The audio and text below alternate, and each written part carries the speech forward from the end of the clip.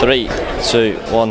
This is Daniel Phone for Eat, Sleep, Boxing, Repeat in Bournemouth. Delighted to be joined by one of the hottest prospects in British boxing right now, Ben Whittaker. Fresh off your open workout, Ben. Before we get into chatting about your career, the fight on Saturday, have you ever done a pad session on the beach before? You know what, bro? Never thought I would, but we've ticked it off now, haven't we? As I was saying to you off camera, when you see fighters in these open workouts, they'll just do a bit of a dance about, a bit of shadow boxing. But Sugar Hill, I put you through your paces up there. Some serious cracks off them pads. You know what? It's another couple of minutes just to learn, so why not? You know what I mean? On Sugar Hill, you've been under his tutelage for a good few months now. How are you finding? How are you adapting to it? How are you implementing that Krong style into your, the amateur pedigree and that talent you already do have? Yeah, every day is a learning day, and I've still got a lot to learn, of course. But I can feel myself maturing and adapting to the style already, and that's after 8 weeks. I'm adding after 12 months, so I'm excited. When people chat about that Krong style, the focus is always on power and knockouts, but I'm always interested. I mean, I've never been off-stepping or trained with the likes of Sugar, but is there more to it than that? You mentioned me off camera, he's a real teacher. Is there more to it than just adding the power? Yeah, there's a lot more to it. A lot of it's mindset and going in there with the right mindset. If you go in there believing you're going to hurt somebody, you will. And apart from the boxing, he's a good teacher in life, I'm a cocky kid, I talk what I need to talk, but he's teaching me that it don't need to be like that all the time, so stuff like that's only going to mature me as a person. So we're here obviously for your professional debut, much awaited professional debut. I remember a couple of months ago now it was announced after a lot of speculation you'd be signing with Sky and Boxer. What's the last couple of months waiting been like to you? You were meant to obviously be in the Hugh Fury Michael Hunter card, that obviously ended up falling through. Has it been frustrated, or have you managed to stay patient, keep taking over in the gym knowing that you'll get your day out? Yeah, it's been dragging, to be fair. I didn't even think I'll be here now, but the day is here. A bit disappointing when he got pushed back, of course, but I took the positive from it, the fact that I get to learn my style more, learn to adapt quicker, and it's more learning, more time to get fitter, faster, stronger, so it was a positive.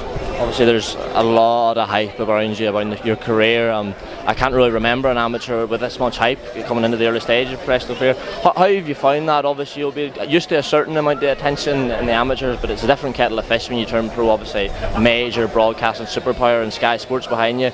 You're a confident fella, everyone can see that, but has there been anything about this sort of the madness of turning pro, the media whirling around you, that's sort of taking you back a wee bit, or have you managed to take it all in your stride so far? Yeah, it's a bit weird. Of course you just have to take it day by day, but I'm not gonna lie, it's been weird because it could have been anybody, so why me? So I've obviously done something right, but we've got to go and back it up now, so that's all my focus is, to back it up.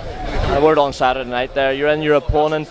A better record than we often see debuts. He's 6-6. He'll come in there with ambition. Obviously, I'm sure you and Sugar have left no stern unturned for this. Surely the focus is purely: is it on making a statement? Is it getting rounds? Is it trying to adapt the Krong style in a fight? What's the focus in there for Saturday?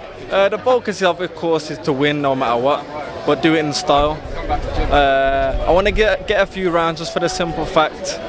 My last fight was the Olympic final, so I haven't been in there since then, but the knockout's what I want as well, of course, so we'll have a few rounds, and if I can get the knockout, we're getting the knockout. Keep that in mind when I'm doing my bets. Well, so the last I'd like to touch on, man, is you obviously campaigned light heavyweight in the amateurs. That's different though, because you're not cutting weight and then putting it all back on. You have to maintain that sort of weight through the week. It's of course incredibly early days, but have you had any ideas on what weight you're going to campaign at through your professional career? You're obviously a big lad.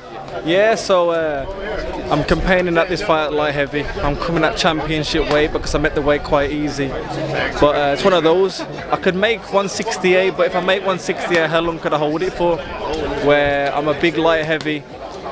I might be a bit light for it on the scales, but if I can build up now and get the rankings now to get myself in a position, I might stay here, but who knows? If I cut them Krispy Kremes out, we might make it.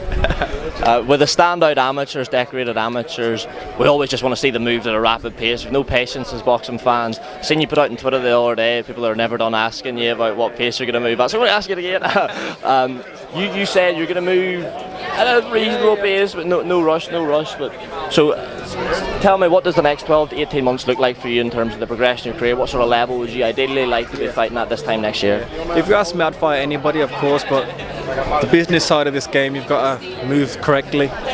So the 12 months for me are activity. The more activity, the more time whoa, big ass insect. Yeah, whoa, shit. The more time I'm in that ring, the more time I'm under the lights, the more time I'm in front of the fans, I'm going to get better. So to me, 5-6 fights this year, there's sugar, then we move on. So that's all I can ask for. Looking forward to watching the journey, mate. Ben Whittaker, thanks very much. Thank you guys. Top man. Good stuff.